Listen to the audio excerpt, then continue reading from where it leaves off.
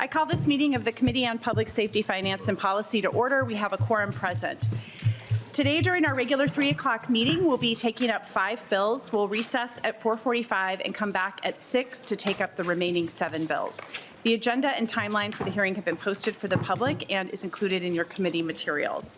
Before we get to our agenda, we have just the safety notice. Everyone here today must be seated when they are in the hearing room.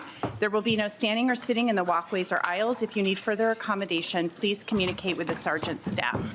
Signs are not permitted in the hearing room or at the testifier's table. Please leave them outside. Clapping or other disruptions are not allowed. All the testifiers who have signed up in advance have been provided with a time limit for testimony. Please adhere to these time limits or we may have to cut you off so we can hear from as many people as possible. Thank you to our sergeant's office staff who are present for helping maintain decorum in the committee hearing room. And thank you to everybody who submitted letters and written testimony. They are posted online and there are some limited copies in the front and of course they're in the member packets. The first order of business is to approve the last meeting's minutes. Representative Johnson, may I have a motion to approve the minutes for March 18th, 2026? So moved. Representative Johnson moves approval of the minutes for March 18th, 2026. Any discussion? Hearing none. Those in favor signify by saying aye. Aye. Opposed? The motion prevails. The minutes for March 18th, 2026 are approved. The first bill, we are going to make one adjustment to the agenda, and we're going to begin with House File 3407. That is Chair Pinto's bill. Chair Pinto, would you like to move to re-refer House File 3407 to the Judiciary, Finance, and Civil Law Committee? That's my motion, Madam Chair. All right, and I don't see any amendments, so please go ahead and tell us about your bill. Thank you, Madam Chair. And I think that there is an amendment, but not an author's amendment, so we'll get to that. Yes, we'll get to that later. Okay. Thank you. Thanks.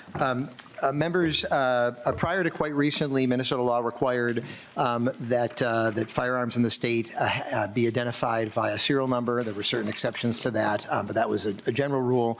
The Minnesota Supreme Court issued an opinion, as I say, relatively recently, interpreting the state law to significantly limit that prior requirement.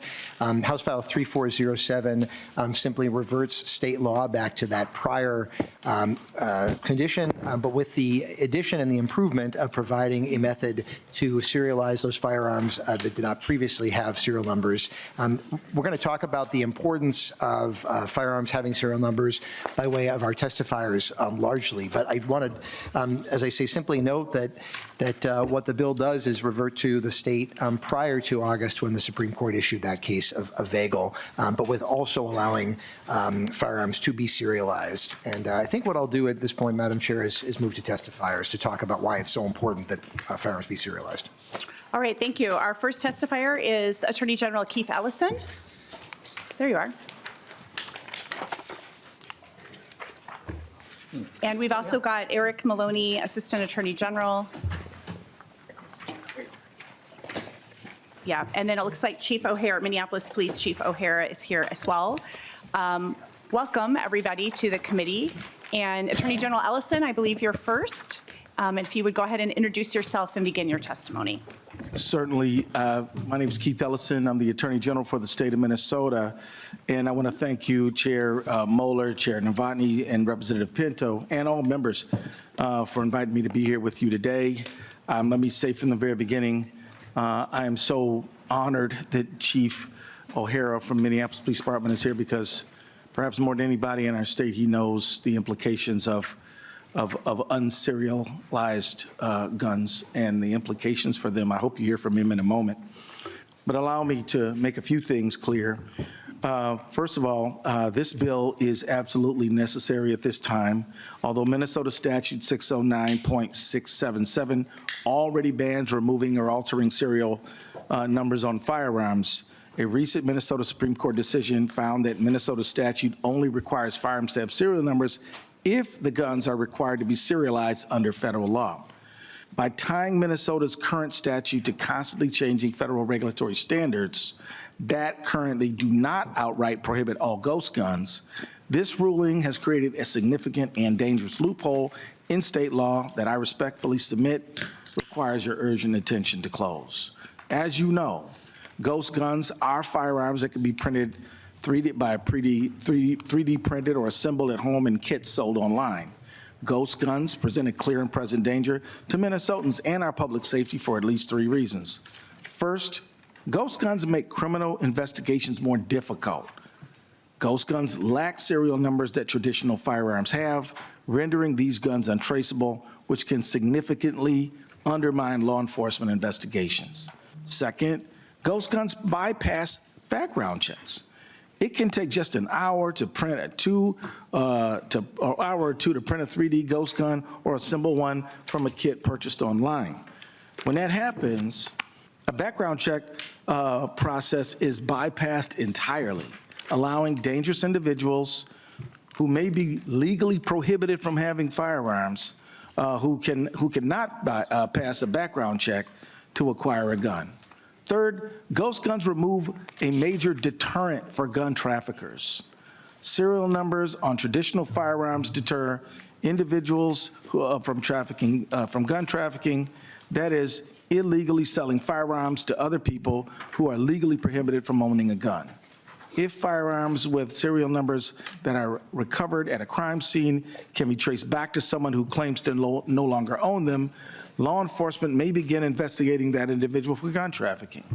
The lack of a serial number on a ghost gun makes it far harder to identify who sold or trafficked the firearm. Let me just give you a real-life example that my office dealt with not too long ago. It involves a young woman by the name of Markeisha Wiley. Markeisha Wiley was killed at the Truck Park restaurant in St. Paul, walking distance from where we are right now. Now, Markeisha, who was killed in October 2021, happened to be out with friends socializing, Madam Chair, and she happened to be there when these 2 individuals started shooting at each other, and they hit 14 people and killed her. It is because the gun found on the scene could be linked to Jerome Horton, who purchased the gun that was used at the Truck Park shooting, and because he purchased 32 other firearms from a local retailer, that the gun could be traced back to where the gun started from. And because of that, law enforcement was able to prosecute Jerome Horton, put him in prison where he belonged, and hold him accountable for the gun trafficking that helped generate the mayhem that happened at that Truck Park and cost the life of Markeisha Wiley. The untraceability of if that gun was untraceable, no one would ever know. And yet, because it was traceable, we're able to get to the bottom of where that gun came from and who the trafficker was. The availability or untraceability of ghost guns is a growing problem in Minnesota. In the last 5 years, from 2017 to 2021, 187 ghost guns were recovered at crime scenes. So from 2017 to 2021, about 187 guns. In the 2 subsequent years, 2022 and 2023, 631 ghost guns were recovered at crime scenes, a 600% increase. Criminals know that if you want to commit a crime with a gun, get a ghost gun. So we're asking you to put a stop to it. I'll yield back for other witnesses. Thank you. And it looks like Chief O'Hara, you're sitting there, so I assume you're next. Please introduce yourself. Welcome back to the committee. Thank you, Madam Chair. Good afternoon. My name is Brian O'Hara, and I'm the police chief in Minneapolis. Thank you, Chair, and thank you, members of the committee, for having me here today. As you know, police officers and first responders deal with the consequences of community violence and shootings every day. We're the people who have to go and provide first aid and try and save lives, and then afterwards to try and help bring some sense of justice to the people who are victimized in our state. Law enforcement officers carry the weight of what they witness, the impact that it has on people in the community, family members and victims, and really lives that are shattered in an instant. And it's a weight that weighs on us every single day and gets progressively worse over the course of a career. Personally manufactured firearms, as the Attorney General has said, commonly referred to as ghost guns, are difficult to track. and they present a continuing growing threat and challenge to law enforcement across the country. It's a problem that appeared a few years ago on the west coast of this country and then began to proliferate in the Northeast and has come to Minnesota in the last few years. In 2019, the Minneapolis Police Crime Lab processed only 3 ghost guns that were recovered at crime scenes. By 2022, that increased exponentially to 111 ghost guns being recovered at crime scenes. While that has declined in recent years, already this year to date, we've recovered 14 ghost guns involved in crimes, including one that is involved in one of the murders that has happened this year in the city. Dozens of firearms also have produced NIBIN hits in Minneapolis, which is the National Integrated Ballistics Information Network. It's essentially the tracing of the firearms that are used at crime scenes.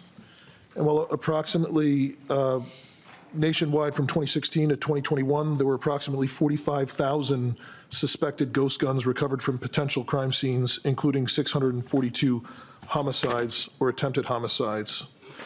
And of those recovered in Minneapolis, where we've had NIBIN hits, they've been linked to shell casings that are typically recovered at scenes of gunfire. In 2022 alone, there were 32 ghost guns that were connected to shooting hits in the city, a trend that has continued with 22 NIBIN hits in 2025. Worse yet, in recent years, multiple ghost guns processed in Minneapolis have been recovered from homicide cases, including 6 homicide cases in 2024 and 1 already this year. Ghost guns are dangerous in part because they can be assembled and transferred outside of regulated systems. They lack serial numbers, as other firearms do, which significantly impacts our investigative efforts. In addition, they can be assembled by individuals who, as the AG mentioned, are legally prohibited from possessing firearms, which is unacceptable for law enforcement. And that's who we're worried about. We're worried about the convicted felons, juveniles, and other people who are unlawfully able to possess firearms, that get a hold of these things and then wind up using them in crimes to harm people in our state. So we're supportive of requiring serial numbers, as other firearms lawfully possessed are required to have, and regulating the components used to make ghost guns. And we believe this will help increase and strengthen our ability to investigate gun crimes when they occur, and also to help provide a better sense of justice for the victims. So I thank you for having me and for your time to consider this important bill. Thank you. Thank you, Chief. And I understand you have someone else from the AG's office here to answer questions if needed. Is that correct? Just so the agendas. That is correct, Madam Members Chair. can note that on their agenda. Then we also have public testimony. We have Mariana Mitchum has signed up virtually. So we will switch to virtual here. Hi, thank you. Yes, go right ahead. Welcome. Please introduce yourself. Thank you. My name is Mariana Mitchum, and I'm currently the Senior Industry Advisor for Everytown for Gun Safety. But prior to joining Everytown, I was an industry operations investigator for the Bureau of Alcohol, Tobacco, Firearms, and Explosives. I worked for ATF for over 20 years, and when I retired last May, I was part of the executive staff, serving as the Associate Assistant Director of Field Operations. In that position, I was responsible for overseeing and regulating the firearms industry. This includes the more than 1,500 federal firearm licensees, commonly referred to as licensed gun stores, operating here in Minnesota. During my 20-year career, I developed and instituted ATF's Crime Gun Intelligence Analytics System, which primarily utilizes trace data to identify violent offenders and trigger pullers, the traffickers that arm them, and the gun stores that supplied them. This crime gun trace information provides critical intelligence and viable investigative leads for local, state, and federal law enforcement as they investigate violent crimes. It's important to understand how crime gun tracing works, especially to better understand how it can break down. When a firearm is recovered in a crime, law enforcement submits the description of the firearm, which includes the serial number, to ATF. ATF then tracks down the history of the firearm by contacting the manufacturer, distributor, and ultimately the last known licensed gun store that sold the firearm. ATF then provides back to the requesting law enforcement agency where the firearm was purchased, when it was purchased, and who purchased it, including their name, date of birth, driver's license information, and address. When a firearm lacks a serial number, this trace is impossible to complete. Law enforcement will be unable to identify the last known purchaser, and they will have no lead to pursue in their effort to identify and apprehend suspects and prevent future acts of violence. The intelligence provided by crime gun tracing is even more critical during an active shooter situation. Who bought the gun? Are there additional bad actors that could be joining the active shooter? All of that information is helpful through the crime gun trace. There are two main reasons ghost guns are attractive to criminals who can't legally purchase guns, and especially to individuals planning to commit gun crimes. They are untraceable, and they circumvent the background check process.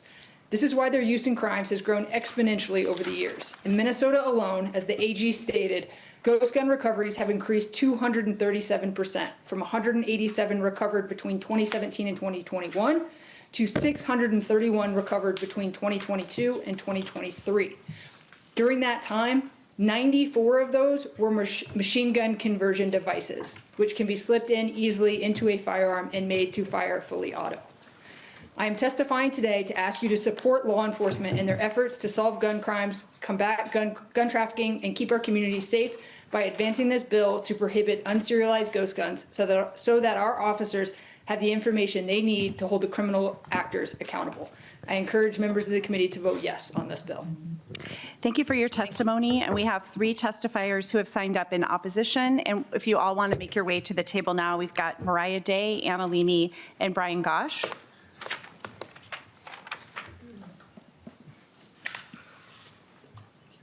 You're up first. Okay.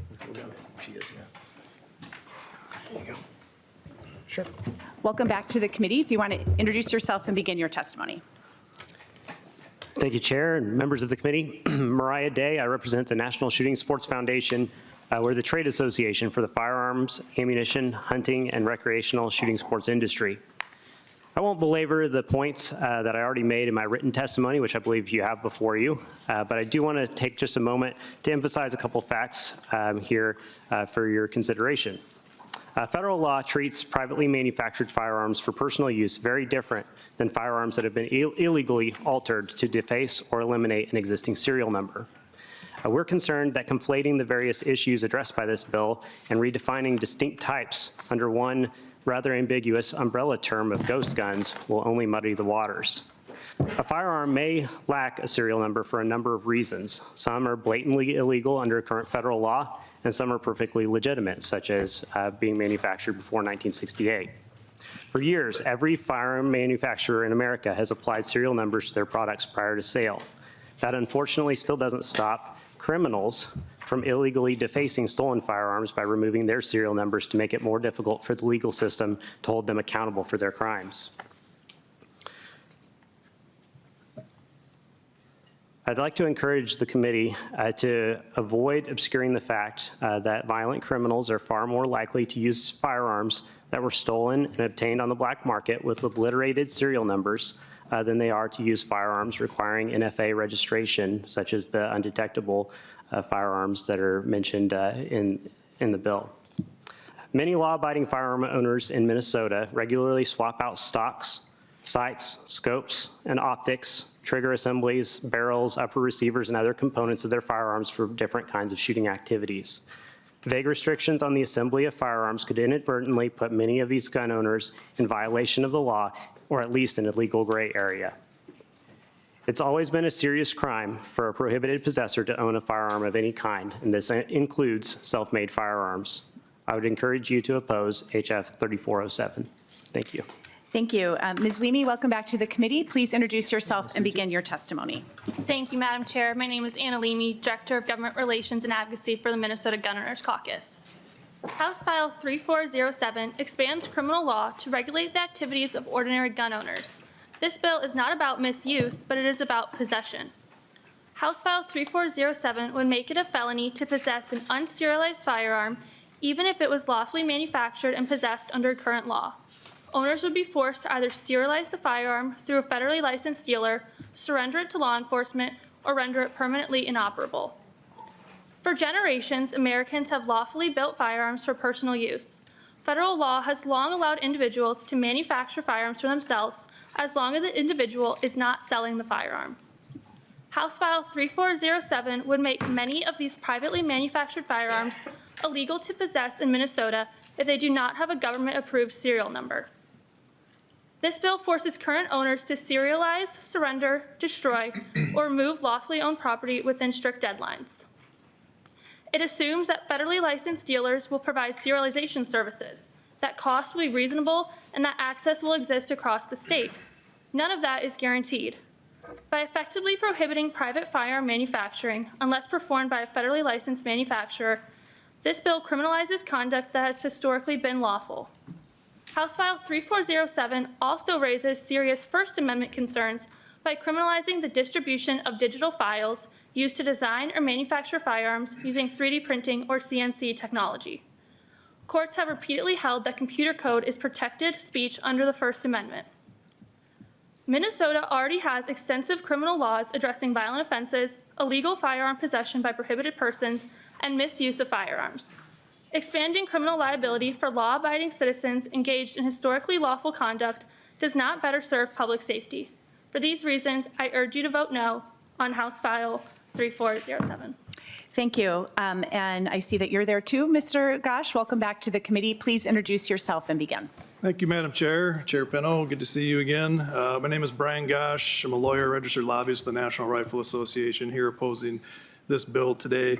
I would agree with the previous remarks you just heard from the previous two speakers and add again and emphasize that the ghost gun category really is conflating three distinct issues. One is the undetectable firearm, two is the personally made firearm, and three is the 3D printer as a piece of equipment to manufacture many different things, but including firearms.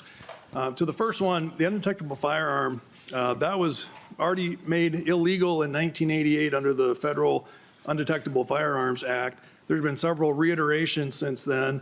And the most recent version also includes what they call a security exemplar of 3.7 ounces of stainless steel. It has to be into the firearm so that it can be detected through metal detectors, particularly at airport security. Also, major components like the slide, the receiver, also have to look like that and be detectable to those security screenings.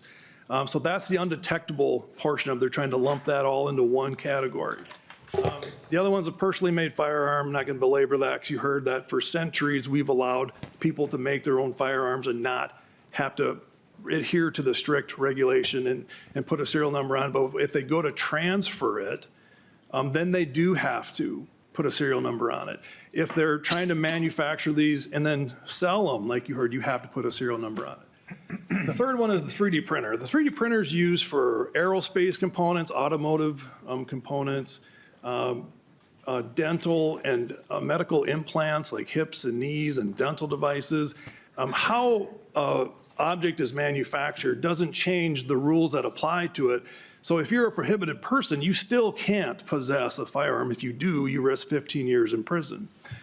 If you manufacture through 3D technology an undetectable firearm, for one, that firearm's probably not going to be functional, but two, that's a crime. You go to prison for up for 5 years.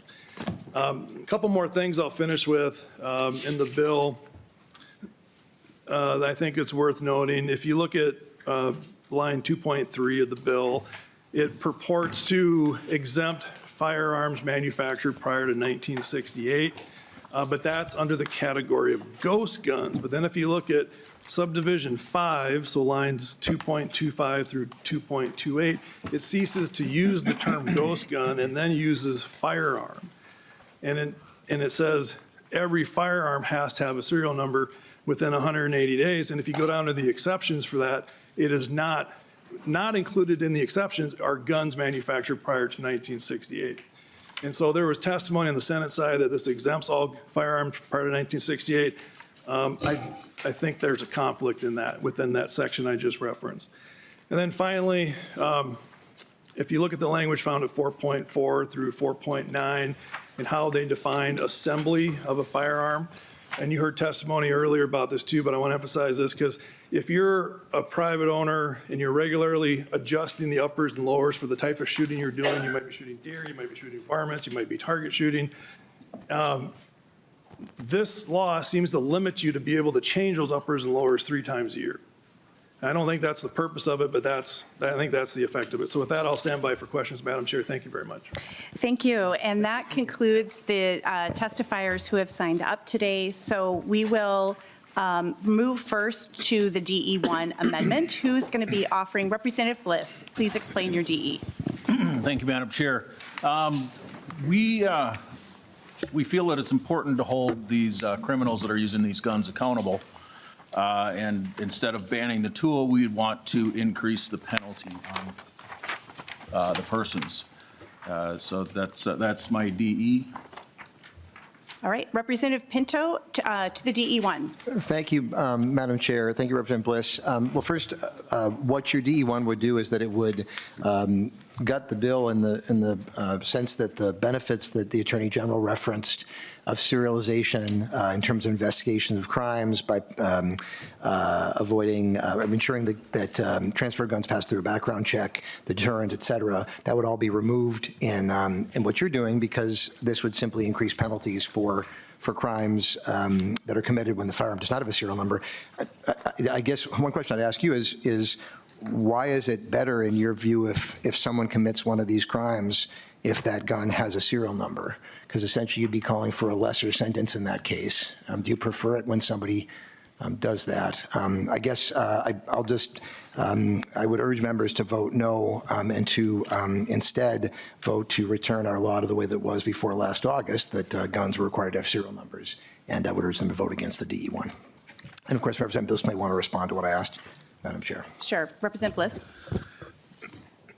This bill is just addressing the serialized portion that you're trying to address, and we feel that I feel that it doesn't stop the crime by adjusting the tool.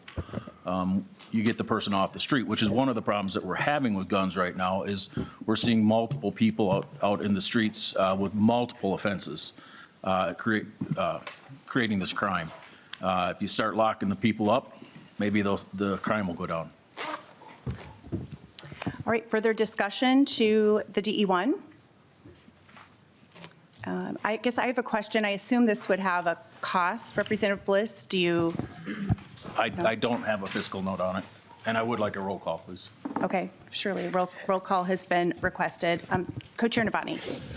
Thank you, Chairman Mueller. I'd like to point out that in the entirety of the bill, which would make thousands of people in possession of firearms that would be deemed illegal in this, there is zero financial impact. So I would find it hard to believe that we'd have a fiscal impact that would be greatly increased based on the fact that there's no fiscal note for the entire bill. I recommend a no vote.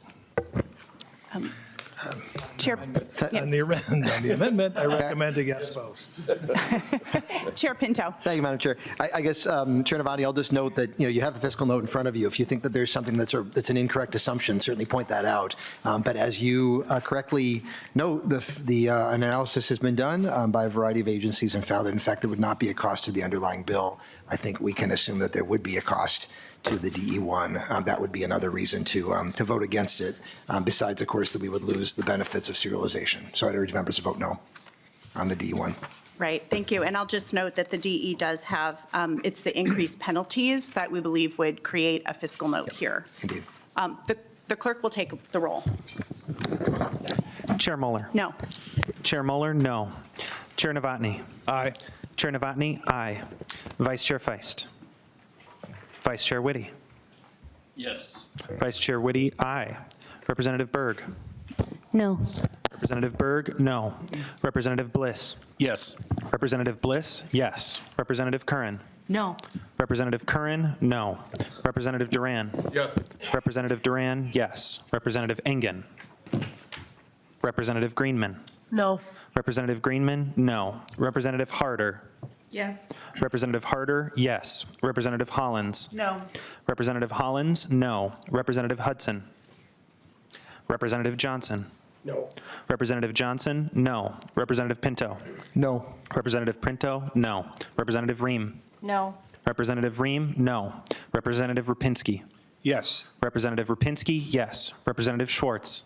Yes. Representative Schwartz? Yes. Representative Steer? Yes. Representative Steer? Yes. Representative Tapke? No. Representative Tapke? No. 9 noes, 8 yeas. There being 8 ayes and 9 nays, the motion does not prevail and the amendment is not adopted. All right, next we'll move on to discussion of the bill. Member discussion. Representative Rapinski. Thank you, Chair. I guess I maybe have a question for our AG, Ms. Jobson. Go ahead and ask your question while they're coming to the table, please. Ask your questions. Thank you. I heard some staggering numbers, 600 plus weapons. Of those unserialized numbers, unserialized weapons, what was the percentage of weapons that had a serial number physically removed on it compared to no serial number at all? Attorney General Ellison. Thank you, Madam Chair. Sir, those are ones without a serial number. They would have a different category if they were defaced or removed serial numbers. We put them in that, we count them in a different area. Representative Rapinski. Thank you, Chair. Can you give me the numbers on which they have that were removed? Yeah. Attorney General None. Ellison. These are the numbers of unserialized weapons found. There's somebody out there knows how many numbers of guns where the serial number was removed. Maybe my colleague has the information. Right. Welcome to the committee. Please introduce yourself and answer that question. Thank you, Madam Chair. Eric Maloney, Assistant Attorney General. Representative Rapinski, that is, I believe what the Attorney General has said is correct, that it is a different category. This is based on ATF data. I don't have those numbers in front of me right now on obliterated serial numbers. I think that's something we could dig up, but don't have it at hand at the moment. Any further questions? No? Thank you. Representative Curran.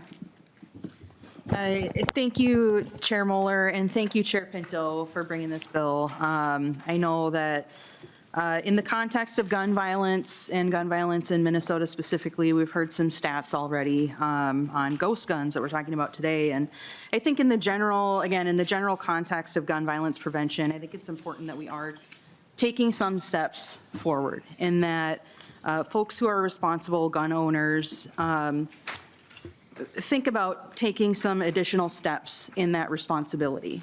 And I say that as a gun owner who, as we talk about a variety of bills, would impact me as well. And I may have to go through certain other processes to ensure that the guns that I currently own would be lawful under the new laws that we enact.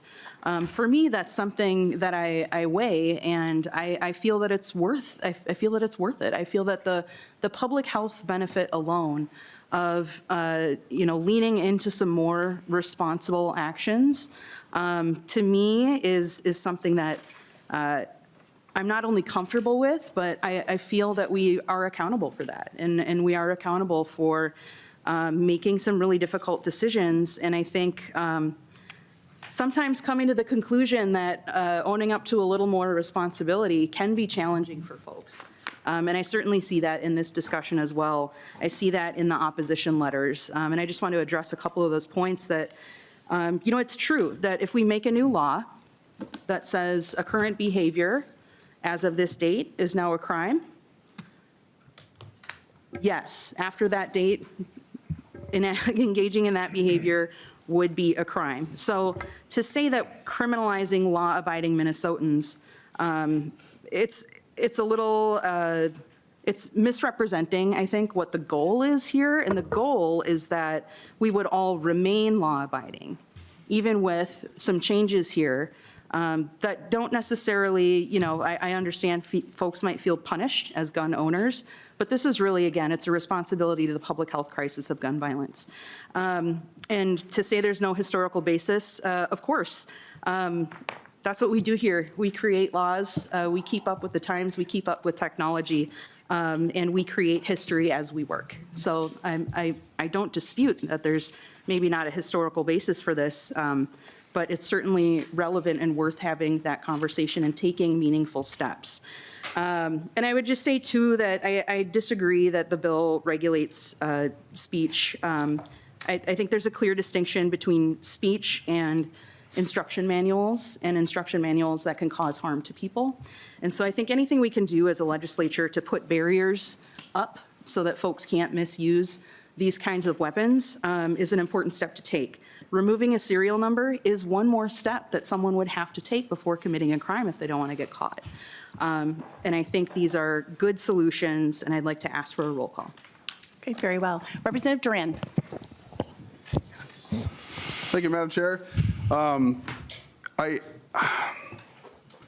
been listening to testifiers and you know what we've been saying, but I don't think we quite are grasping what we truly want to grasp here. And Representative Pinto, my first question to you would be, and you're all three lawyers up there, do criminals follow the law? Representative Pinto. Thank you, Madam Chair. Representative Duran, if you're defining a criminal as somebody who's violated a particular law, then they violated that particular law. That's what I'd say. And I guess under that logic, there's no point in having any laws? Well, indeed, yes, there's been a lot of proposals that would violate Thank you, that. Madam Chair. I really wanted to get that through. Criminals don't care. Criminals do not care what laws we put in place. Criminals do not care what you do. Criminals do not care about your feelings. Criminals do not care. So actually doing this is only going to actually, what we're doing is we're actually punishing law-abiding citizens. Criminals do not care about what you think putting a serial number or just a label on a gun is going to do for us. They're going to do it no matter what. And these are some of the points that, like, I wish that we could just come to the table and actually work on some of the issues that, you know, a lot of this is going. And I mean, let's fight back on the gangs in some of these areas. Let's fight back on some of the actual criminal behavior that are leading to some of these shootings that would actually go. That would be great for us to be able to do.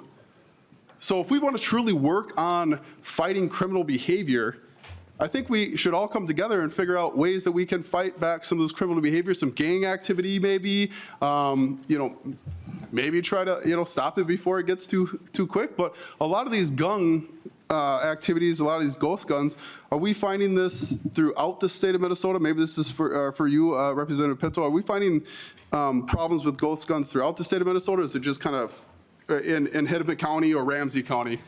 I direct to the testifier. Go ahead, Mr. Maloney.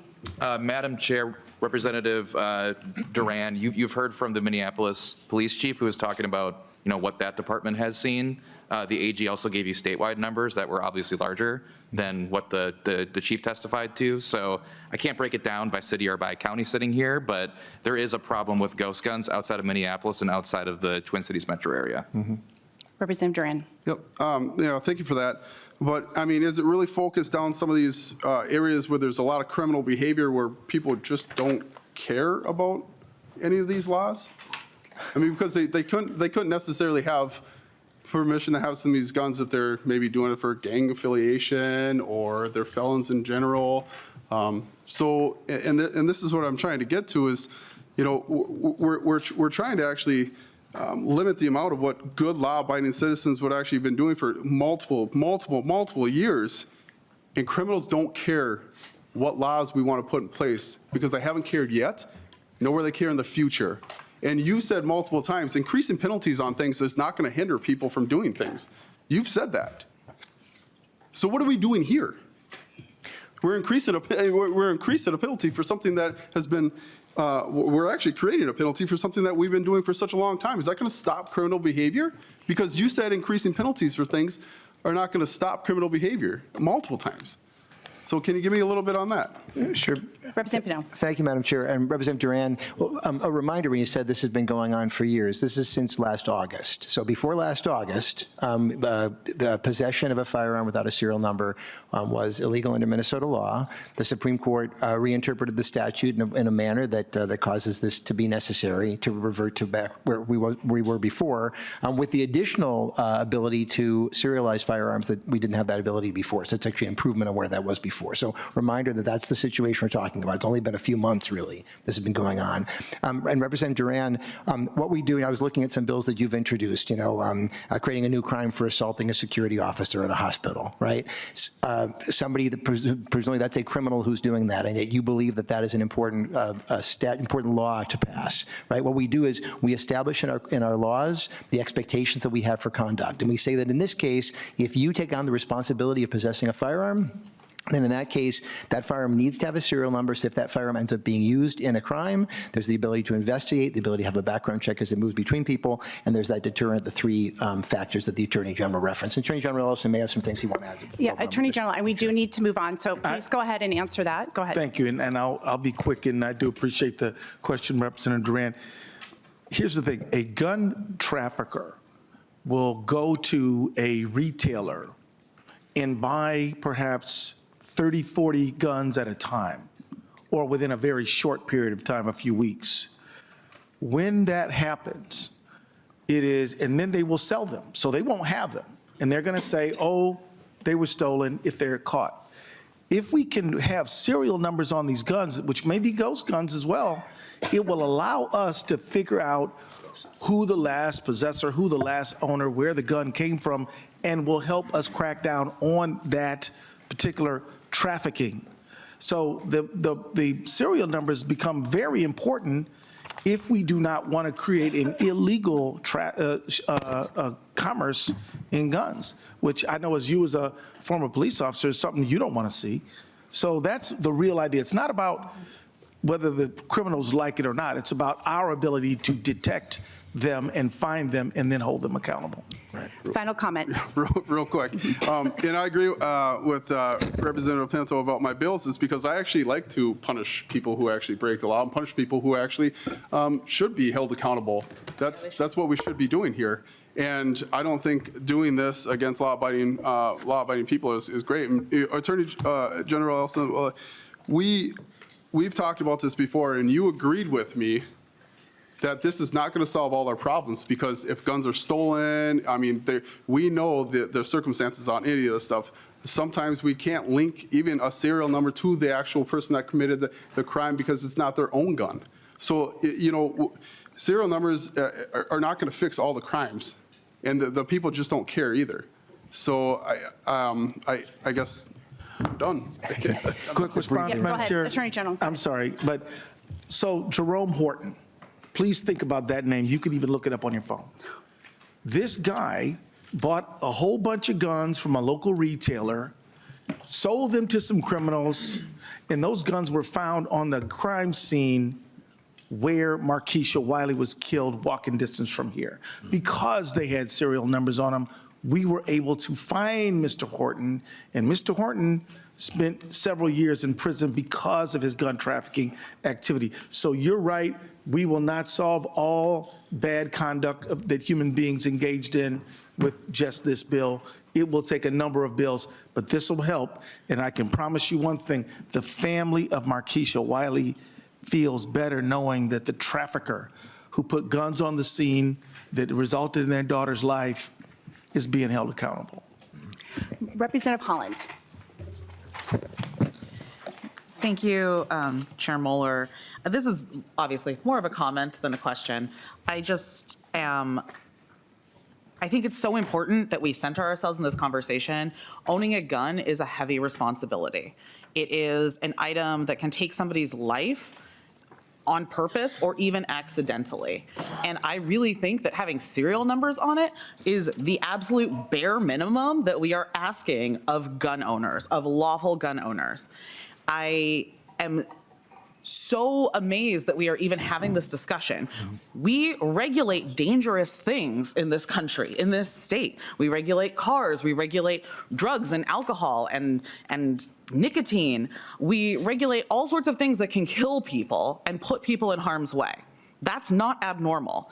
So the fact that we have folks coming up here and testifying saying that this is the most dangerous thing we can do is to regulate firearms is just bananas to me. And to say it in a room where there are gun violence victims sitting here, where like half a year ago, children were shot and killed while at church, and we're saying you can't have a serial number, that's too hard, that's violating your rights, I'm sorry, that's beyond the pale.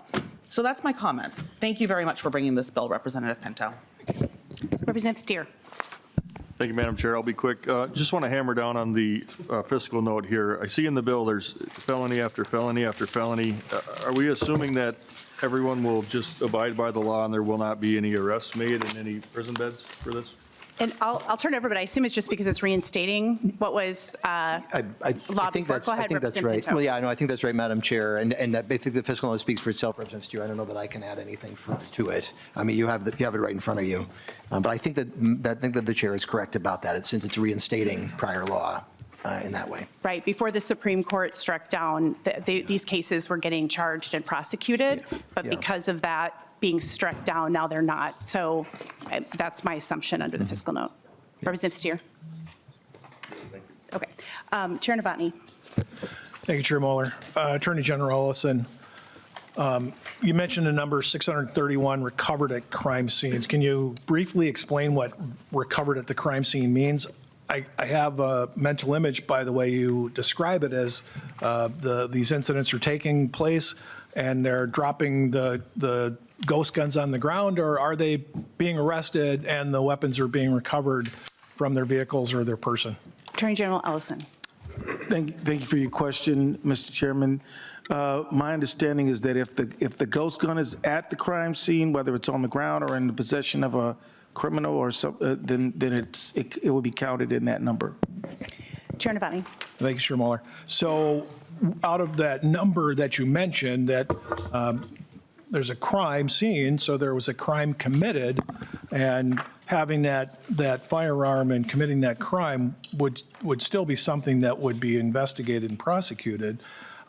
So my question is, out of that 361 weapons that you said were recovered at the scene, how many resulted in prosecutions because of other crimes and the applicable federal crimes? Attorney General Ellison.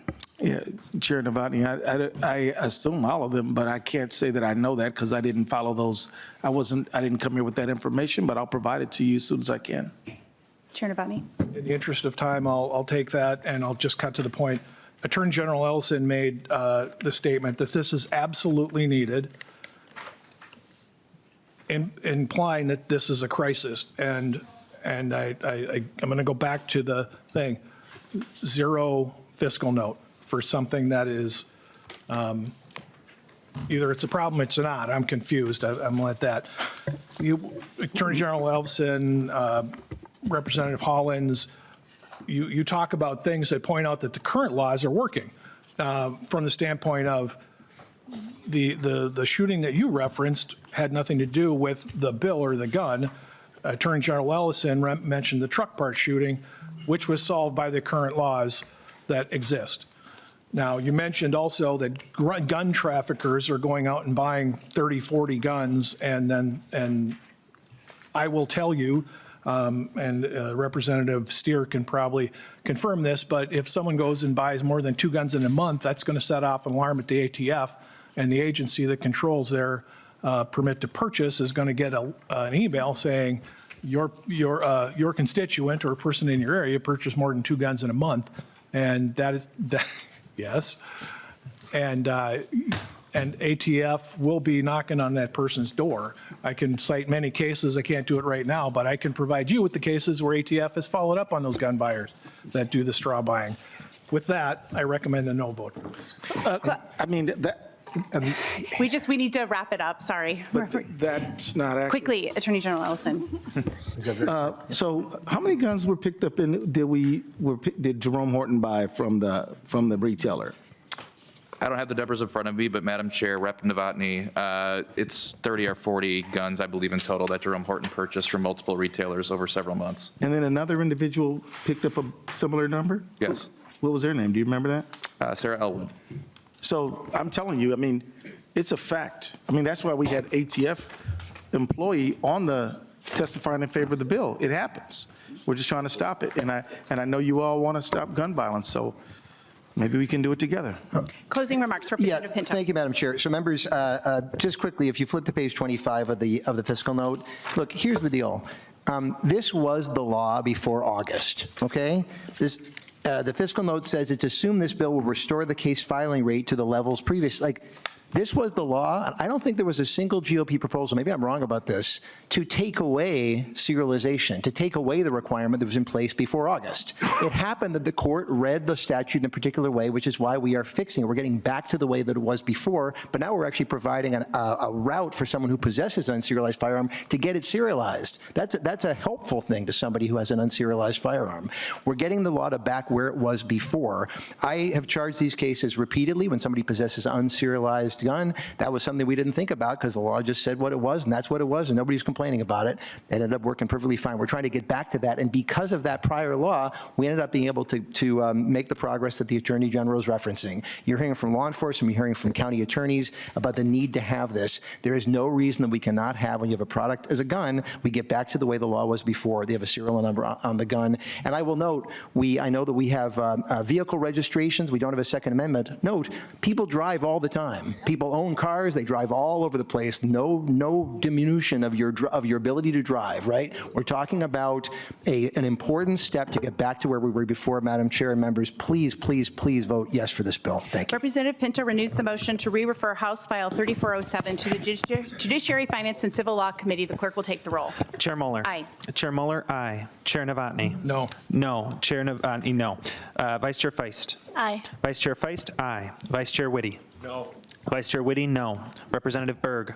Aye. Representative Berg, aye. Representative Bliss. No. Representative Bliss, no. Representative Curran. Aye. Representative Curran, aye. Representative Duran. No. Representative Duran, no. Representative Engen. No. Representative Engen, no. Representative Greenman. Yes. Representative Greenman, yes. Representative Harder. No. Representative Harder, no. Representative Hollins. Yes. Representative Hollins, yes. Representative Hudson. No. Representative Hudson, no. Representative Johnson. Yes. Representative Johnson, yes. Representative Pinto. Yes. Representative Pinto, yes. Representative Ream. Aye. Representative Ream, yes. Representative Rapinski. No. Representative Rapinski, no. Representative Schwartz. No. Representative Schwartz, no. Representative Steer. No. Representative Steer, no. Representative Tapke. Yes. Representative Tapke, yes. 10 ayes, 10 nays. There being 10 ayes and 10 nays, the motion does not prevail. Members, we'll move now to the first bill that was on the agenda, House File 2354. It's a Representative Norris bill, and the Attorney General is still here for that bill. So Representative Norris, I will move to re-refer House File 2354 to the Committee on Ways and Means. I see that you don't have any amendments, and so when you can, please explain your bill for us.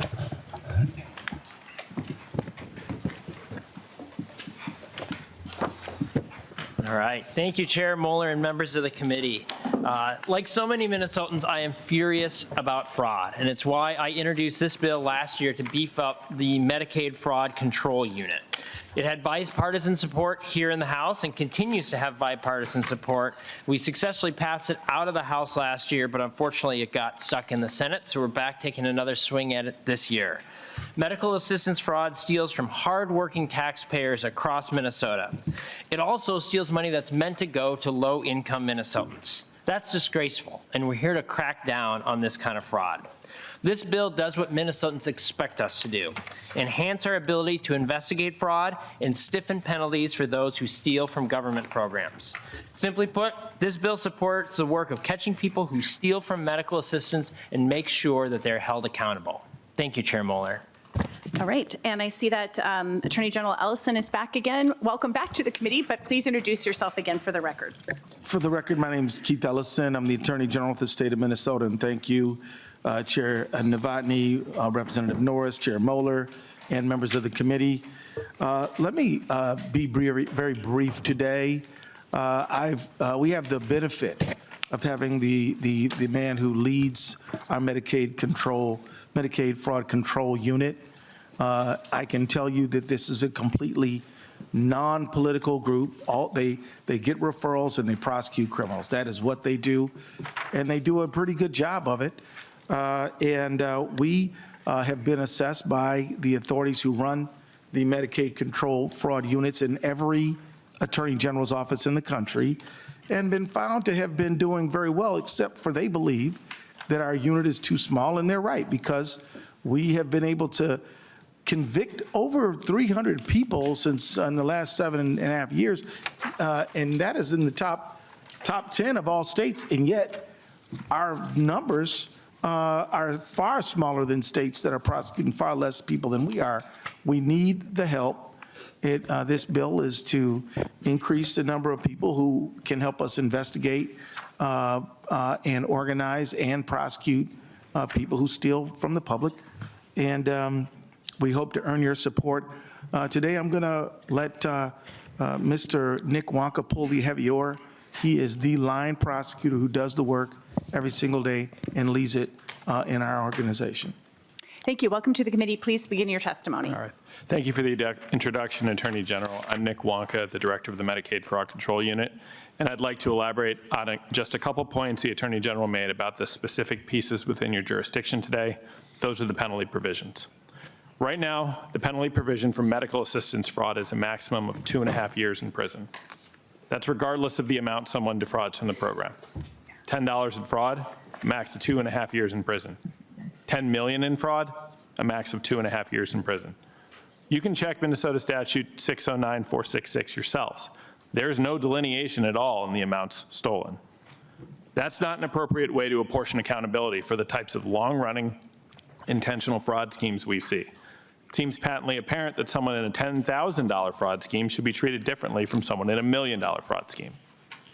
That's already done in other provisions of the criminal code, most notably our theft statutes, where the penalties change as the amount of the victim's loss does. These actions in the MAP Act address that. They have escalating penalties for high-dollar cases.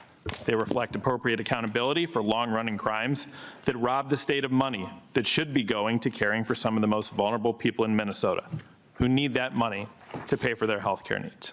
Thank you. All right, thanks for that. And we did not have anybody from the public sign up to testify. Member discussion, we're looking at sections 3, 4, and 5 of the bill.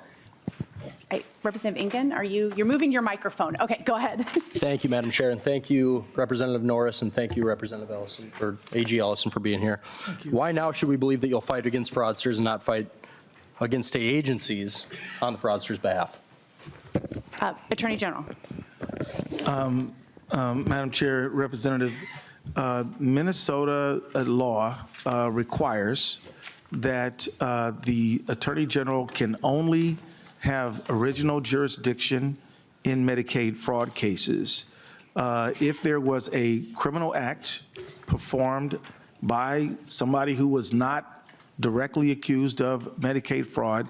We would have to get the county attorney in which the fraud occurred to refer the matter to us. That's the law. You all have the power to change it, but that's the current law as it exists right now. So I guess theoretically, if there was proof that somebody in the program criminally participated in Medicaid fraud and there was a factual basis, I think we probably could move forward on that one. But at this point, these kind of crimes, unless they are Medicaid fraud, the county attorney in which the fraud occurred has the jurisdiction for those cases. Representative Ingen.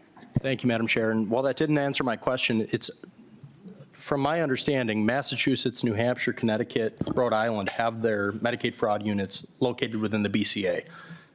Is that something that could be done, to your knowledge? Attorney General Ellison. At this point, Representative, our organization, the Medicaid Control Fraud Unit, is located in the Attorney General's office, and I can tell you that every single Attorney General's office has a Medicaid Control Fraud Unit. So I'm not even, so I got to tell you that I doubt that is an accurate statement. And if it is, there's more to it than what we're hearing. It's a national program. Every single state AG has a Medicaid control, has what we even have an acronym for it called MAFUCU. So, and every single, I can tell you, every single state law is a little bit different. In New Jersey, for example, the Attorney General is the lead law enforcement professional for everybody and leads the investigative agents. Minnesota does it different. So within the scheme, within Minnesota's law, we're doing it the way it's properly done. Thank you. And I'll just add, as somebody who prosecuted cases at the Attorney General's office years ago, I did felony levels appeals, and those were at the request of the county attorneys, similar to the prosecutions that office does, aside from the Medicaid fraud unit, which is its own entity. That's right. Anything else, Representative Bingen? Representative Hudson. Thank you, Madam Chair. Thank you, Attorney General Ellison, for being here to speak to this today. My question is regarding the appropriation and how it would be spent by your office. So we're talking about roughly $800,000. Has there been any thought put into exactly how that would be spent, who you would bring on, and what the predicted outcome would be in terms of how that money would be deployed? And I'll let him answer that. That is outside of the scope of this committee. But go ahead, Attorney General. Thank you, Madam Chair. Representative Hudson. I'm going to allow Mr. Wonka to talk about how we're going to allocate that particular human resource should you all be able to support our bill. Mr. Wonka. Yes, so the budget request is for 18 people. That would be 3 prosecutors, 11 investigators, and then there would be 4 support staff. 2 of those would be paralegals, 2 would be legal secretaries. Representative Hudson. Thank you, Madam Chair, and thank you for that answer. So is that, I'm just trying to understand where the proposal comes from. So is there any kind of indication that providing those resources and those number of FTEs is going to have a significant impact upon your Medicaid fraud investigations? Mr. Wonka. Yes, there is. So that, right now, the logjam that we have is in the number of referrals that we're getting and our ability to quickly and effectively investigate them. We have, last federal fiscal year, so from October 1st of 2024 to September 30th of 2025, we had a little over 200 referrals that came in from law enforcement, from DHS, from MCOs. We exceeded 200 referrals in early February of this year, so in a little over 4 months. So what we need are people who are on the ground, investigators who can go out and talk to people, talk to the recipient who says, I didn't get any services from this agency. I don't know how they got my information. They can go out and execute search warrants. They can go out and review healthcare records and compare them to the claims for reimbursement and build those fraud cases. So that's where our right now logjam is. Having these additional resources within our Medicaid fraud unit will help us get more cases out the door quickly and efficiently. All right, Representative Greenman. Thank you, Madam Chair, and really appreciate this bill. As a member of the Fraud Prevention and Government Oversight Committee, I'll say we have never had the conversation about needing to restructure the Medicaid Fraud Control Unit, partially because I think it is punching above its weight as we look to other states that we know all 50 states have these. I guess I'm just wondering, as we, and particularly for this committee, the graduated and strengthened penalties, can you talk about how, as a prosecutor, that will help you in these cases and give you more tools to do the work that I think we continually say we care about, which is ensuring that people get the services they need and that taxpayers aren't ripped off? Mr. Wonka. Well, I think that what you see with this is this measures appropriate accountability for these high-level schemes, and I think that not only helps us send a message to any fraudster that, like, look, we as prosecutors, we as lawmakers take this seriously, right? If you commit a high-dollar offense, there are serious consequences here for it that don't exist now. And that's really the biggest message that I think comes from a bill like this, is you are facing a significant maximum penalty if you steal millions of dollars from the Medicaid program. And that will be true whether you were prosecuted in federal court or in state court.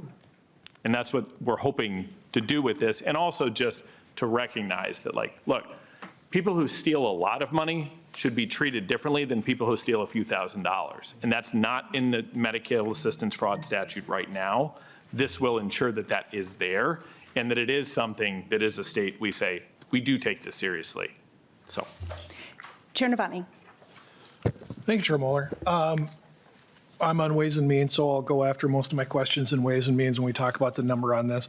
Once again, we're reviewing the note, and either we have a huge problem and we have a huge amount of prosecutions that will result from this change in the law that we're going to give all this money to, or there won't be, as it's reflected in the fiscal note. But as I said, we'll go after it in that and address the numbers there.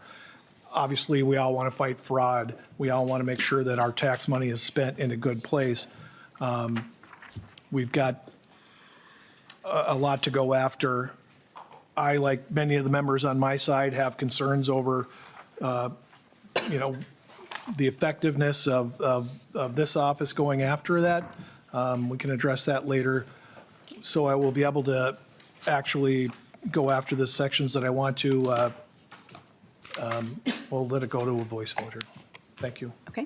Closing comments, Representative Norris. Thank you, Chair Moeller and members of the committee. You know, I guess just, you know, I'll end by highlighting kind of some objective numbers about the effectiveness of this office.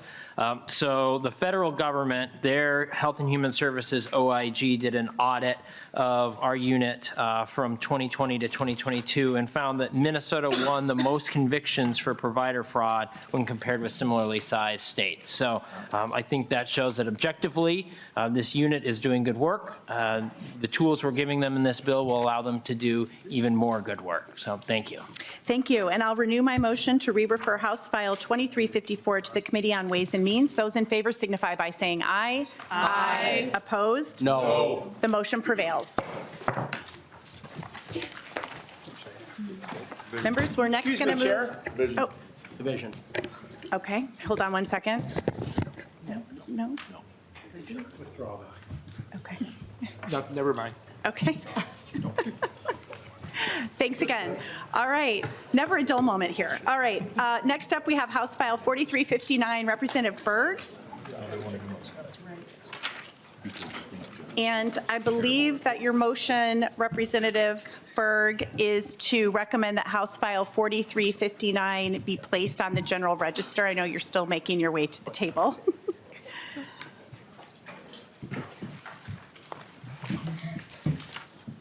Yes, that is my motion, Madam Chair. And I do see that you have the A1 amendment. Do you have any comments on the A1 amendment?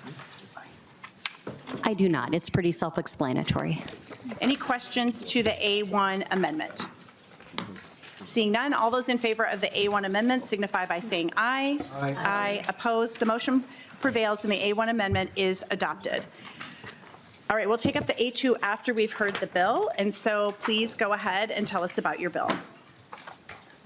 Thank you, Madam Chair and members of the committee.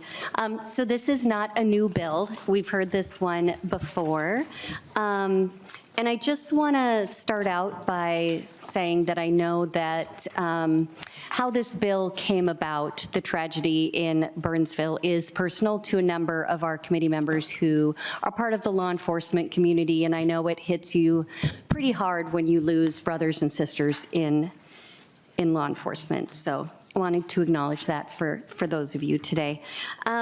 What I'd like to do, just I guess in terms of a bit of an opening statement, is just read a couple of lines from some of the letters that are in your packet. The family of Adam Finseth, our firefighter paramedic, have chosen to communicate with me since the tragedy happened, and did get their permission to highlight some of their words today. So in your packet, you will see a letter from Adam's sister, Amber, and I just want to read what she says about her brother. My brother, Adam Finseth, was murdered while serving his community as a firefighter paramedic for Burnsville.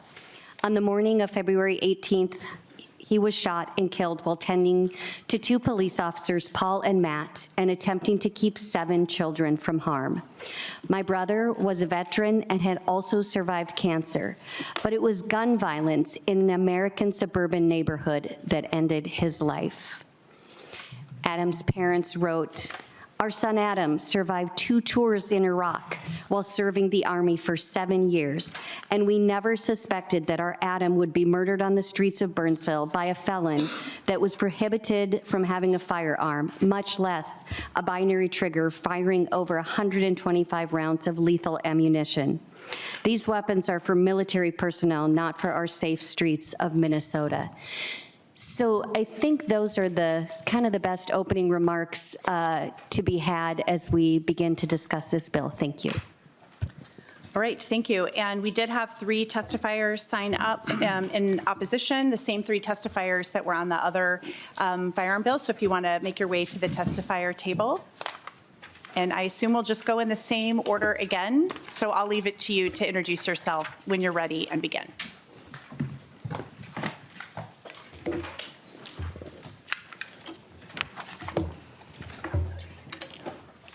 Go ahead. Thank you, Madam Chair, members of the committee. Mariah Day with the National Shooting Sports Foundation. I won't go over my written testimony in great detail. You have that in front of you, but I do want to point out that NSSF appears today in opposition to HF 4359, which seeks to put into effect the criminalization of certain legal triggers for firearms. We believe treating these triggers akin to machine guns is inaccurate. As we have previously argued, a ban on the possession of these devices constitutes an uncompensated taking from legal firearm businesses and owners by the state and is a violation of Minnesota citizens' Second Amendment rights. In March of 2022, the common trigger type known as a binary trigger was specifically cited by the ATF as a device that would not qualify as a machine gun component, as binary triggers do not allow a firearm to discharge more than 1 round through a single function of a trigger. However, despite this clear guidance from the agency responsible for enforcing federal firearm law, the state of Minnesota still chose to adopt restrictions on these products as restrictive as the state's prohibition on machine guns. A binary trigger is a relatively expensive firearm component. The market value is in the $400 range. A statewide ban on these devices results in a loss of value to their owners, and the need to purchase and install some other equivalent high-end trigger would cost approximately $800 per firearm.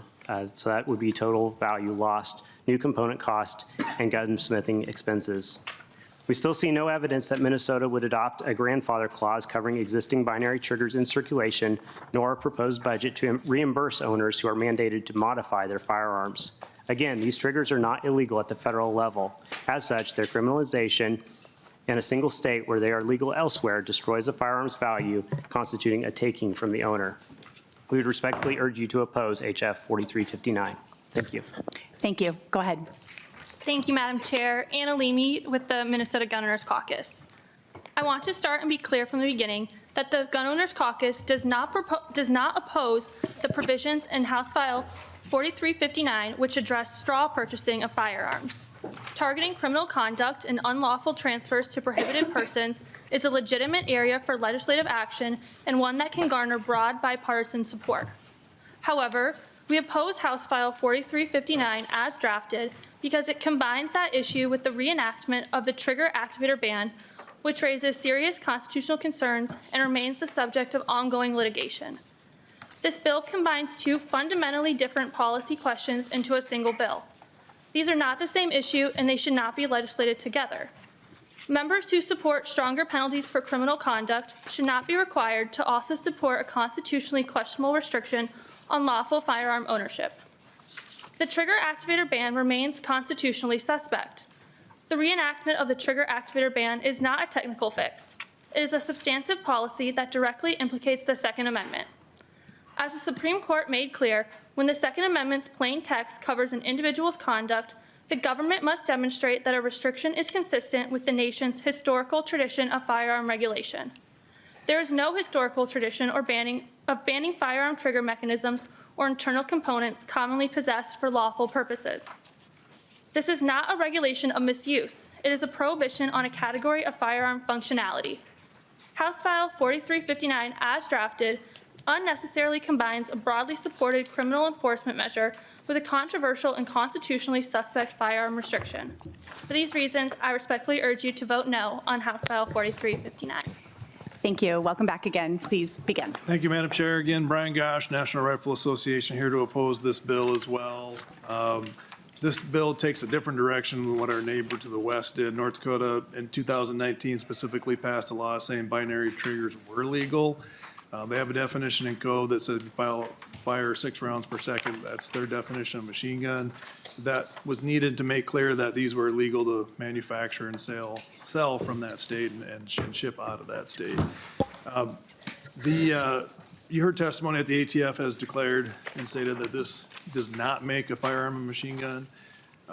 This should not be illegal. You heard testimony from the proponents that this was a weapon of war.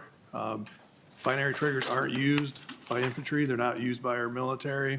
It's not a weapon of war. And with the ATF determination, that goes to, I think, a logical conclusion then that binary trigger does not make, the binary trigger itself is not dangerous or unusual, which is the test in District of Columbia versus Heller. Not being dangerous or unusual then should be allowable. Finally, this bill does handle multiple subjects, as was testified to. And one of the things it throws in there is removal of affirmative defenses for family members who are prohibited people, who try to force you to sell them a firearm. This takes that away, making it more dangerous for that person in that exact moment. And I would suggest that that's probably not good policy. So with that, I'll stand by for questions, Madam Chair. All right, thank you. We will now move to the A2 amendment. Who will be offering the A2 amendment? Representative Hudson. Thank you, Madam Chair. The A2 amendment would delete Section 1, which is the section that involves binary triggers. And let me be as clear and blunt as I possibly can be. This is an effort to break the fourth wall of political theater. As has been established by the testifiers, if you vote yes on this amendment, we're passing the bill out of here. Because we all agree that straw purchasers should be held accountable. Tying that completely unrelated issue to binary triggers is nothing less than a poison pill, and we all know it. I don't know that I need to belabor that point. It's very obvious what's happening here. And I just want to stress the fact that we live at a point in time where these types of political tricks are extraordinarily apparent to the broad public because there are no more bottlenecks on information. People know what you're doing. So you're either serious about the straw purchasers or you're not. And that's what we're about to find out. Thank you, Madam Chair. And I'll comment on that. Let me be very clear that this bill, as drafted, is the same bill that we passed last year with bipartisan support. 3 members of the other side of the aisle voted for the bill off the floor, including 1 member on this committee, voted it out of committee, and they are very much tied together for a reason, because both issues were at play in the Burnsville murders. We had a binary trigger that was used as Amber, the sister, just talked about how it increases semi-automatic weapons rate of fire, that there wasn't time to react. And we also know that the straw purchaser was an issue in the Burnsville case as well. So they are very much tied together. I resent the fact that it's called political theater because it's not. It's meant to address an issue that is a very important issue in the state and that we passed with bipartisan support in the past. And the only reason the straw purchaser is not before us, that we need to redo it, is because the Gun Owners Caucus and others sued because they didn't like how it was included in the big omnibus bill. That is the only reason why we are here having to redo either that and or the binary trigger. I don't know, Representative Berg, if you want to add any further comments to that. Thank you, Madam Chair. That certainly covered it. I guess the only other thing I would add is that I'm glad the families aren't here to have to hear about political theater when we know exactly how their loved ones were killed. I will also say this is not a wildly, out of nowhere proposal. There are 10 states that already ban binary triggers. You'd probably be interested to know that Florida, Idaho, Iowa, which allows for private ownership but not the sale of it, there are red states that understand that these binary triggers serve no purpose. In fact, we know that a Fargo police officer was killed, and the Republican Attorney General of North Dakota called binary triggers purposeless. And the language that was used around that officer shooting in North Dakota was almost exactly the same verbiage of what happened to our people in Burnsville. I guess I just want you to let that sink in and ask yourself what part of this is theatrical. Thank you.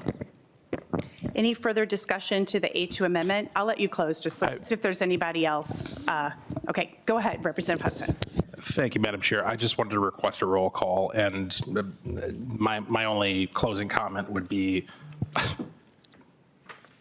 nobody actually believes anything that was being said right now. I mean, come on. We have two completely unrelated topics that are in the same bill.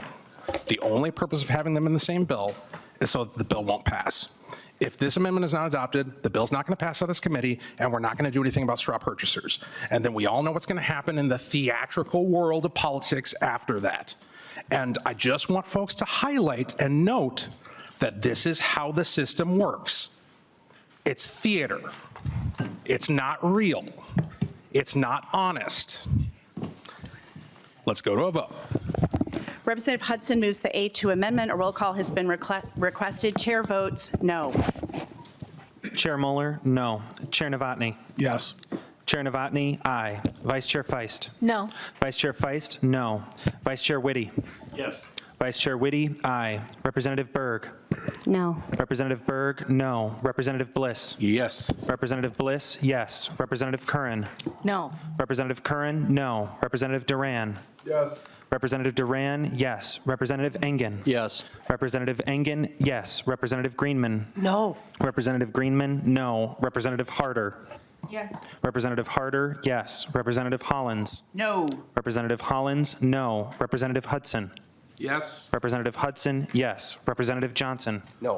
Representative Johnson, no. Representative Pinto? No.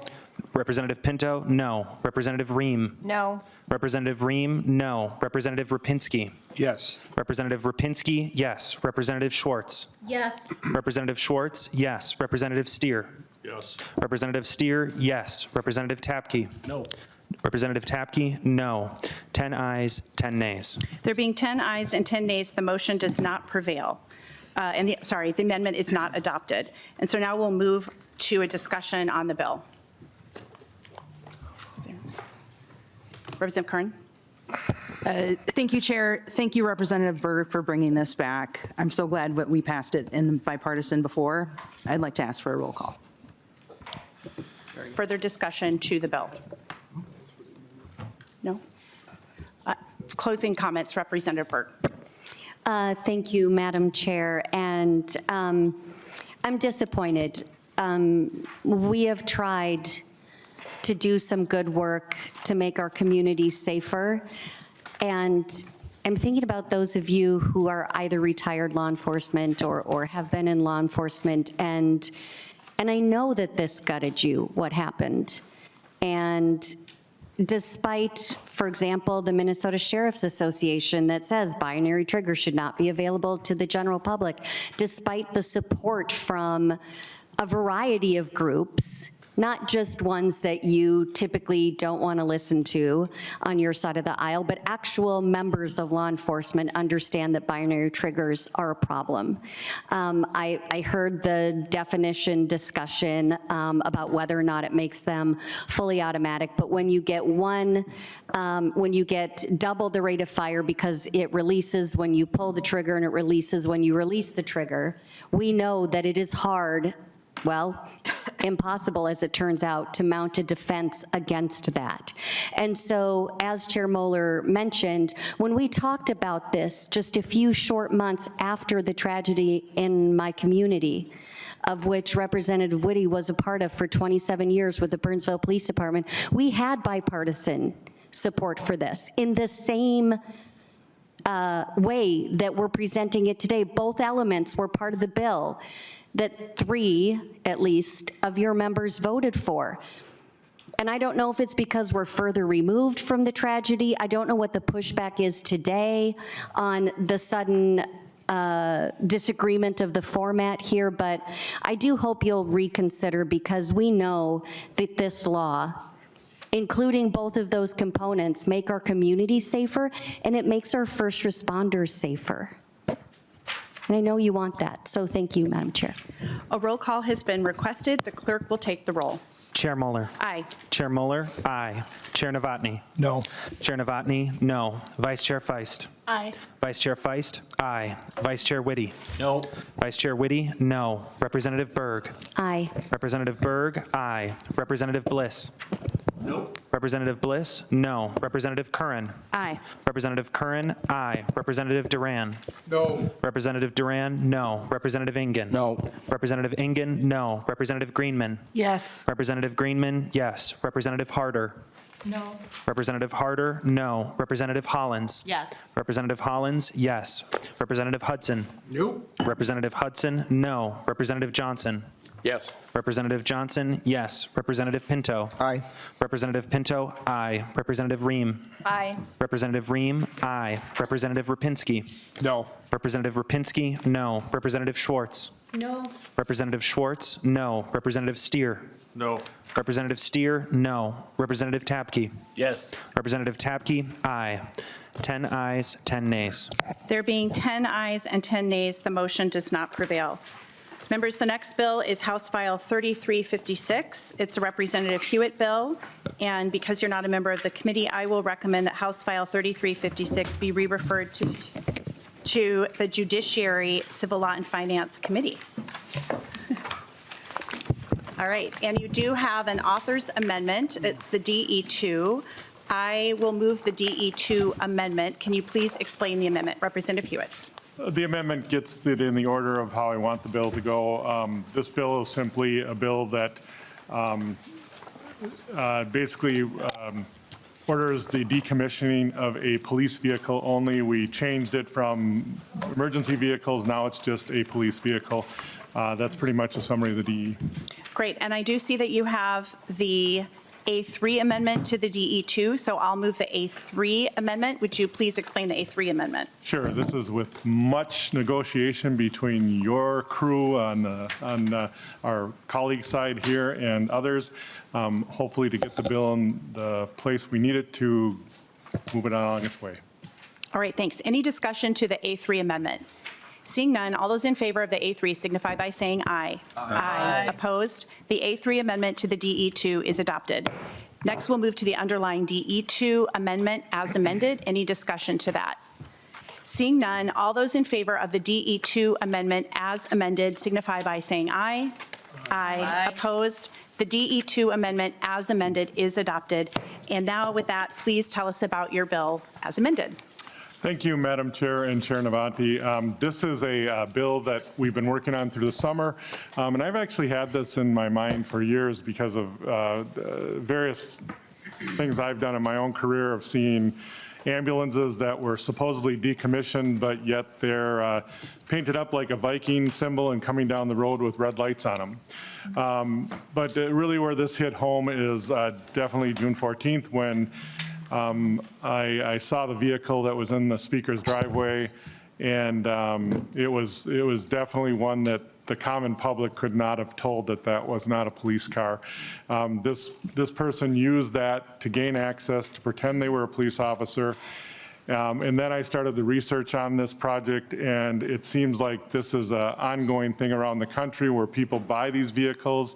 Sometimes they outfit them themselves, sometimes they get them fully outfitted, and they use them to pull over victims or others. Now, we haven't had a lot of it here in Minnesota, but I don't want to go that route. Now, will this fix everything? It will not. People can go on eBay and buy these things and stuff like that, but this is merely a start.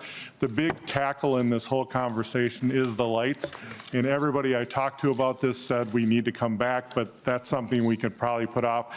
This bill here as it stands, I think we're in the right position to go forward. There are some letters of support in your documents. Back to you, Chair. All right, thank you. We did not have any members of the public sign up to testify, so we'll move to member discussion. Any discussion to the bill? Representative Duran. Thank you, Madam Chair. Thank you, Representative Hewitt. Does this include the spotlight on the car as well? Representative Hewitt. That was a hard negotiation, and it does. So I know we talked about that numerous times, and the chair and I, Chair Navati and I sat down yesterday, and we left it in. It would be like a $5 piece of plastic to cover it, but we did leave it in to be removed from the vehicle. Representative Duran. And we're sure on the $5 piece of plastic? Because I was kind of told it would be pretty expensive for the department to kind of do something like that. Is that for sure numbers, or because we're adding more and more cost to, maybe smaller departments that won't be able to have the funds that would cut into? No, but I understand that, and I appreciate that. I'm sorry, Madam Chair. Go ahead, Representative Hewitt, you're fine. I appreciate that, and this will stop in ways, is that correct? It's going to judiciary next. Yeah, it's going to judiciary, so I will have more research done on that, sir, and I hate to pull it off, so anyways, go ahead. That's fine, thank you. All right. Chair Novotny. I encourage yes vote. All right, closing remarks, Representative Hewitt. Thank you, Madam Chair, and thanks for hearing the bill today. All right, I'll renew my motion to re-refer House File 3356 as amended to the Judiciary, Finance, and Civil Law Committee. Those in favor signify by saying aye. Aye. Opposed, the motion prevails. Thank you. Thank you. Next up, we have Representative Pinto back again.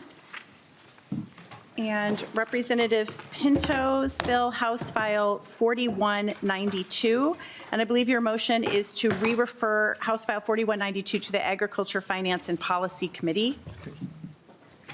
That's correct. That's my motion. This is kind of one of your classic Pinto-Heinzman agriculture, handing up an agriculture bills. So many of those every session, and this is one of them. Madam Chair, House File and members, and Chair Novotny, House File 4192 was brought to me by the Department of Natural Resources.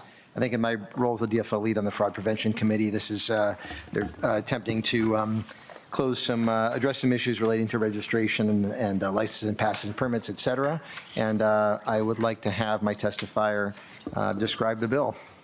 All right, welcome to the committee. Please introduce yourself and begin your testimony. Thank you, Madam Chair's members. Colonel Rodman Smith, Director of Enforcement, Department of Natural Resources. Madam Chair, members, this bill is pretty straightforward. It really closes some gaps around fraud when it comes to licenses, permits, and other things issued by the Commissioner of Natural Resources. We're seeing a increase in artificial intelligence that is starting to create fraudulent licenses that our officers are seeing in the field, fraudulent registration stickers for snowmobiles and watercraft. And we're also closing the gap on some areas where we're seeing some dealers, for example, that will write out a 21-day temporary permit for personal watercraft and then have their kids use them for the weekend. And then they bring them back and then they tear up the 21-day temporary permit. Basically, it's a free weekend for their kids to operate personal watercraft. So the bill looks like it's doing a lot, and I can jog through this really quick, Madam Chair, just so people, because it's a lot of copy paste. So Section 1 is related to off-highway motorcycles. Section 2 would be a copy and paste. It would address the same language for off-road vehicles. Section 3 is basically the same language for snowmobiles. Section 4 is specific to if you're a non-resident or your snowmobile is registered in Wisconsin, you need to get a trail pass in Minnesota. So if you fraudulently created a trail pass to ride in Minnesota, that would take care of that. Section 5 is a copy and paste of the majority of the language or the underlying language for ATVs. Section 6 is for state park permits. So we have had instances where people are trying to create their own state park sticker to put on their windshield, so that would address that. Section 7 is for trail passes, such as cross-country ski horse passes. Section 8 is the copy and paste to address watercraft. And then Section 9, 10, and 11 would be any false statements or altering things for game and fish licenses. And that's the bill, and I'll stand for questions. We'd like to thank Chair Pinto for bringing this forward. Thank you, Colonel. So many great opportunities for recreation in our state. There is. That's right. Member questions or comments? Okay, Chair Novotny? No? Any closing remarks? Thank you, Madam Chair. One note, I think I erroneously said agriculture before, but actually I'd like to make the motion to go to the Environment Committee, if I may, as the motion. And I'll maybe just thank the DNR for bringing this to me, thank the Colonel. I guess I can't resist noting that, this bill is laying out our expectations for conduct for people who want to get licenses, permits, et cetera, per some of the other conversations we've had, right? There may be people who don't follow these laws, and if in that case, we're going to, you're going to identify them, we're going to enforce the laws, and the expectation is that folks, when we lay out what the law is requiring, then that's what we expect people to do, and so I'm really glad we're going to make this step forward. So I appreciate support on the bill. Thank you, Madam Chair. All right, thank you. And just again, for the record, your motion is to re-refer the bill to the Environment Committee. Yes, and so you renew the motion to re-refer House File 4192 to the Environment Committee. All those in favor signify by saying aye. Aye. Opposed? The motion prevails. Thank you. And members, I think we are going to take up one other bill now. It's Representative Johnson bill, House File 3695. And this bill does have a fiscal cost, so we're going to be laying this over. So I will move to lay over House File 3695. And I believe you have an A2 amendment, Representative Johnson. Thank you, Chair. I'd like to move the A2 amendment. All right. Can you explain the A2 amendment? The A2 amendment just adds a representative from LELS to the task force so that we get all the voices at the table that need to be there. All right. Any discussion to the A2 amendment? Seeing none, all those in favor signify by saying aye. Aye. Opposed? The motion prevails and the A2 amendment is adopted. And so now go ahead and tell us about your bill as amended. Thank you, Chair Moeller, Chair Novotny, committee members. This bill is another one of those bills that was born out of some of the conversations that happened after Speaker Emeritus Hortman and her husband Mark were murdered, and John and Yvette Hoffman were shot in their homes. One common theme that kept coming up in those conversations is that every single one of us virtually said that if somebody came to the door looking like that, we would have answered it. And that murderer abused the trust that we place in law enforcement, that we place in firefighters, we place in EMS providers to do their jobs, to show up to people's houses and help. Through these conversations, trying to figure out how we do something in response to that, and standardized IDs were something that came up a number of times, so that it would be quick for me as a firefighter to recognize a law enforcement officer from a different agency or something like that, or for people that are civilians to ask to see this identification, and it is standard across the board. Nearly everyone we talked to thought that this would be a good idea to look into and pursue. And then some of the other things that came up were, how can this be helpful beyond just an identification? We talked about doing something with a QR code or a barcode to add qualifications and certificates and training onto the back. So if we have a major incident like the bridge collapse or a wildfire or a natural disaster, and you have people from multiple agencies, multiple backgrounds showing up on scene, they could scan in, they could see their qualifications, they could quickly put people where they need to be. As we had those conversations, we realized that there's a lot of other things to do to build this, and that's where the idea of the task force came, is just to get all those folks in the same room, talk about what's workable, how this works, what we're going to do with it, and ultimately how we move forward with it. Thank you. And we did not have anyone from the public sign up to testify on this bill, so we can move now to member discussion. Any discussion to the bill? Representative Ingen. Thank you, Madam Chair, and thank you, Representative Johnson. Is this being laid over? Is this? It is. It's being laid over. Okay, There's a thank you. fiscal note. Perfect. Thank you. Yep. Any further discussion? Chair? No? Well, I'll just say thank you so much for bringing this bill. I know it's a lot of meetings and a lot of work. I know you really wanted to get the solution this year, but appreciate that you're putting together this task force to really get it right. So any closing remarks? Just thank you to all the folks that were part of those conversations. We had a number of meetings. Thank you to the staff for helping organize and keep all that stuff going, and look forward to having any more conversations we need to have on it. Thank you. Thanks. So I will renew my motion and lay over House File 3695 as amended. And members, as we are going to come back tonight, please make sure to keep the rest of your packets intact for those bills this evening. And for members of the public, you do need to leave the room during the recess, so you can turn your ticket back into the sergeant's staff and receive a new ticket when we reconvene. We'll see who's still with us at 6 o'clock when we come back. And with that, the committee stands in recess.